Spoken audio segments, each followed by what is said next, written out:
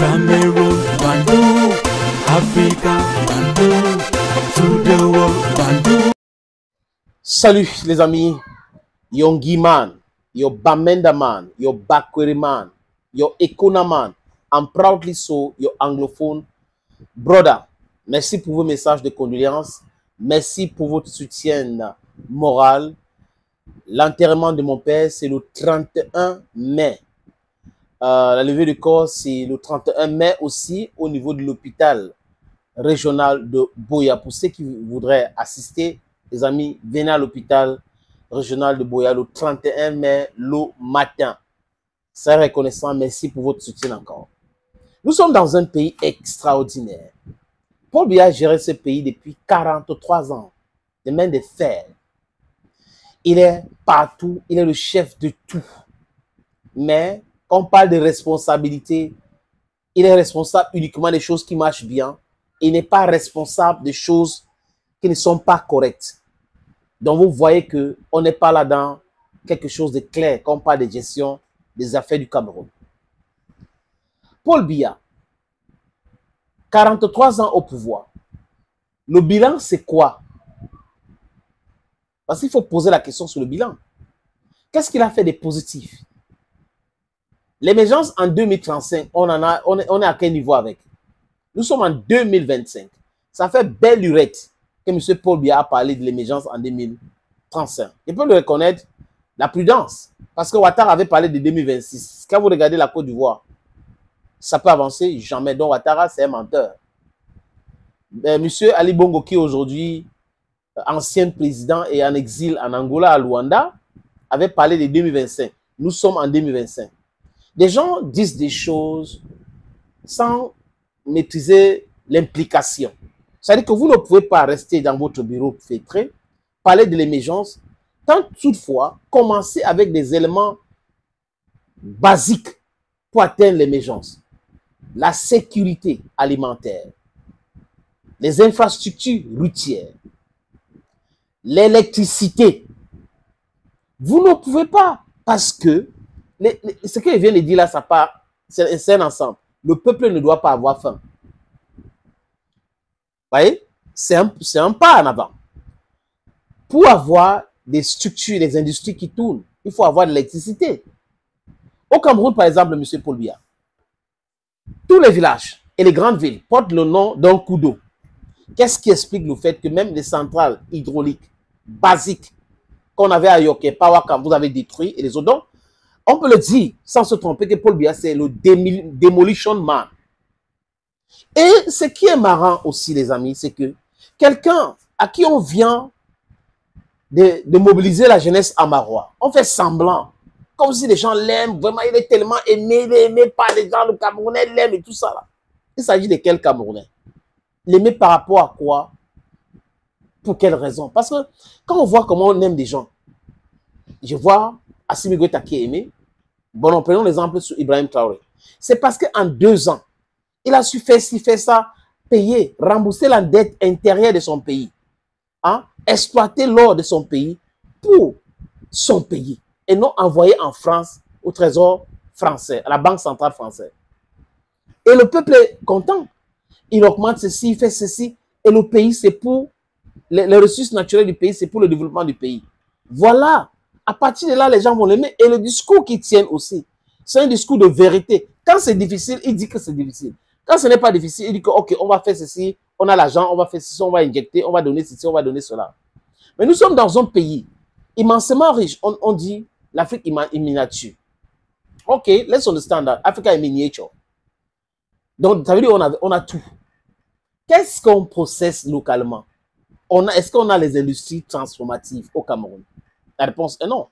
On vient puiser la matière première, on envoie en Chine, on envoie partout. Et on surendette le pays. Le 20 mai arrive, qui est un événement pour moi qu'il faut gober dans l'histoire du Cameroun. Le Cameroun ne peut pas être un pays, le seul pays dans le monde qui célèbre des fausses dates. C'est une fausse date. Pourquoi? C'est une élection. Le 20 mai 72 qu'on est en train de célébrer aujourd'hui au Cameroun.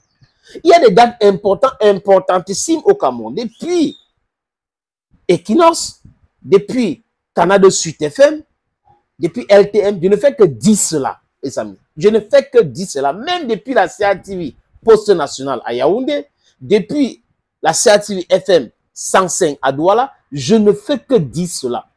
Le 20 mai, c'est une date inutile.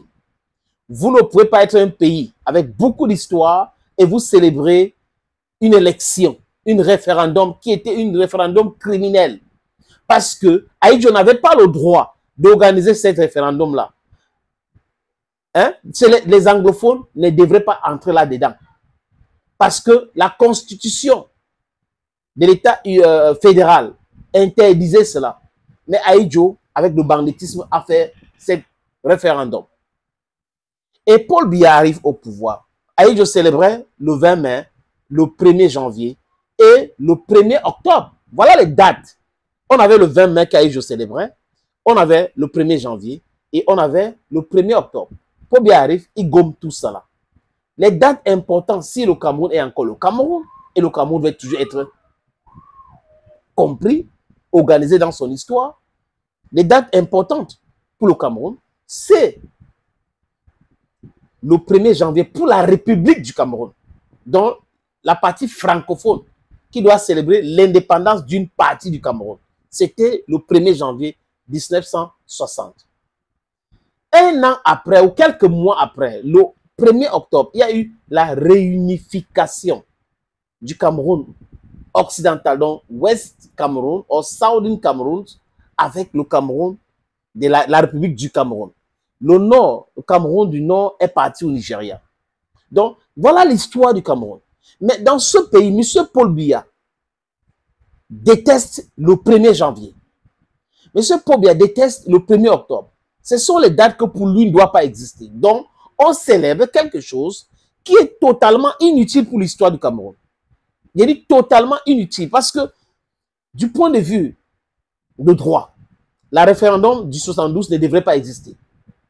C'est la France qui a malaxé, mélangé tout cela, organisé tout, orchestré tout cela, parce qu'il voulait contrôler le pétrole qui venait du Cameroun occidental, le Southern Cameroun. La constitution, comme je vous ai dit, fédérale, interdisait cela. Comme Djoua lui a fait ça, lui a dit, il n'a pas respecté, il a utilisé les armes. Donc vous voyez que cette date-là doit être gommée de l'histoire de ce pays. Et les deux dates les plus importantes, ou trois dates si vous voulez, le 11 février, le 1er octobre et le 1er janvier. Le reste, c'est du n'importe quoi, les amis. Mais quand j'ai fini de dire ça, c'était très important de dire cela. Parce que je vais parler du 20 mai en quelques mots simplement. Est-ce que vous savez que Paul Biya, à travers le cabinet civil de la présidence de la République, interdit le téléphone au boulevard de 20 mai, mardi prochain. Le téléphone est interdit. Oui. Et même lors de la réception au palais de l'Unité, un palais qui appartient aux Camerounais et non à Paul Biya et son clan, le téléphone aussi est interdit. Donc, quelqu'un est aimé. On manifeste partout, on contribue l'argent pour sa gloire. Mais il ne faut pas qu'on le filme. Ça veut dire qu'il y a quelque chose. Qu'est-ce que le cabinet civil est en train de cacher? Qu'est-ce que la CATV a manigancé avec eux pour cacher quoi? Est-ce qu'il y a des images à cacher? Mais est-ce qu'ils pensent qu'en 2025, ils peuvent cacher ces images-là? Les amis, on va observer. Il y aura fuite des images. Thank you, friends. Cameroun, Bandung, Africa, Bandung.